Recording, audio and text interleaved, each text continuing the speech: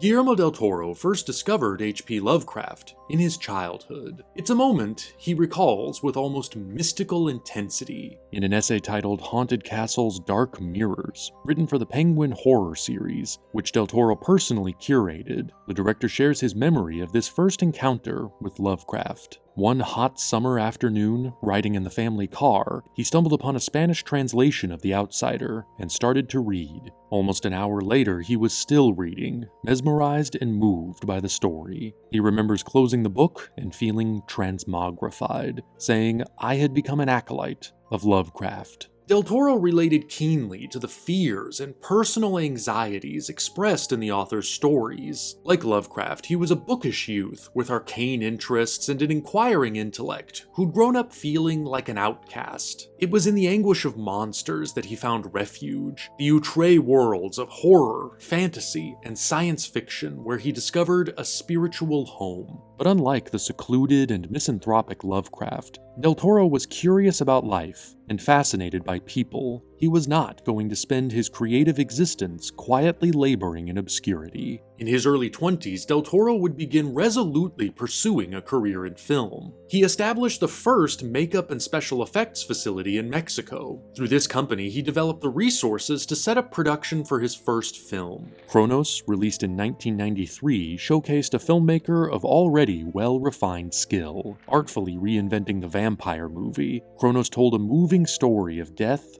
love, and eternal life, crafted with its own imaginative context. The film opens with the death of a centuries-old alchemist and the discovery of an ancient device. Encased within the device is a strange insect whose sting grants immortality to its victims, but at the cost of a hideous transformation and an irresistible thirst for human blood. Much like the authors he admired, Del Toro worked obsessively and tenaciously to lend a feeling of the tangible to the fantastic. His precise attention to detail, layered visual design, and the intricate, self-contained mythologies he created for his stories were not unlike a cinematic equivalent of the techniques found in fabulous literature, such as Lovecraft's. According to Cabinet of Curiosities, Del Toro wrote what was probably the first version of a proposed adaptation of Lovecraft's At the Mountains of Madness, shortly after completing Cronos. He had read the story in his teenage years, and its impression was so strong that, as he puts it, making a film of it became his quest. The director's famous notebooks, in which he records and develops all of his ideas and designs for future projects, are apparently permeated throughout with thoughts on Lovecraft's story and potential strategies for tackling its adaptation. The earliest version of Mountains was written while Del Toro was still working exclusively within his home country of Mexico. He reinterpreted the story with an intriguingly Mexican twist, setting it during the conquest of the New World in the 16th century. The film would have followed a group of conquistadors who uncover a hidden city beneath Mayan ruins. The idea was left to gestate as Del Toro left Mexico to embark on his first Hollywood production, Mimic, in 1997. The experience was a bitter and disillusioning one. He lost creative control, and the movie was released in a severely compromised edit that only approximated his original vision. It nearly drove him to quit the film industry entirely. The making of his next film, a poetic Spanish-language ghost story titled The Devil's Backbone, succeeded in healing his wounds and restoring his spirits. He returned to Hollywood with stronger credentials and wiser judgment. The financial success of his second studio film, the stylish and gory Blade 2, led to the making of Hellboy in 2004, inspired by Mike Mignola's comic book series, which contains a number of Lovecraftian elements. Del Toro's vibrant adaptation climaxed with an appearance by slumbering gods from the abyss of space. It remains the closest thing to a Lovecraft movie the director has ever actually realized on screen. Around this time, he began his initial efforts to pursue Mountains of Madness as a studio project. Rumors state that he attempted to set up production at DreamWorks in 2004 and Warner Brothers in 2006. To no avail. The director would famously meet with considerable difficulty financing nearly all of his projects for many years to come. 2006 saw the release of another Spanish-language film, the Oscar-winning Pan's Labyrinth. Del Toro's reputation as a force to be reckoned with in the realm of fantasy and horror began to solidify.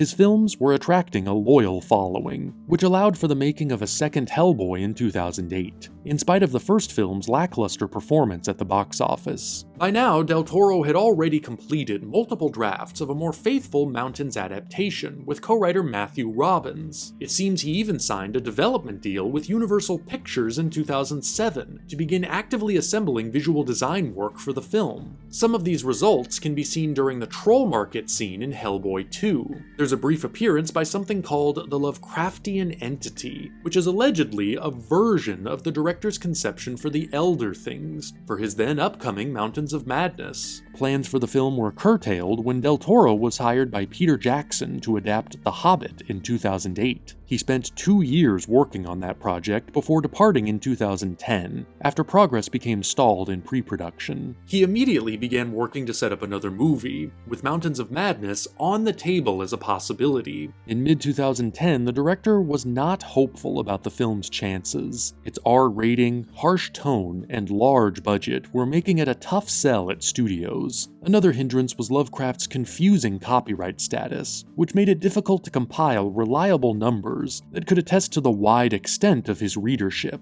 Later that year, fans were delighted by the sudden announcement that the film was moving forward at Universal. James Cameron was on board as producer, Tom Cruise was set to play the lead, and the film was budgeted at an impressive $150 million, with plans to shoot in 3D. Del Toro was within reach of fulfilling one of his lifelong ambitions. The film was only inches away from beginning production, when it abruptly slipped away from him.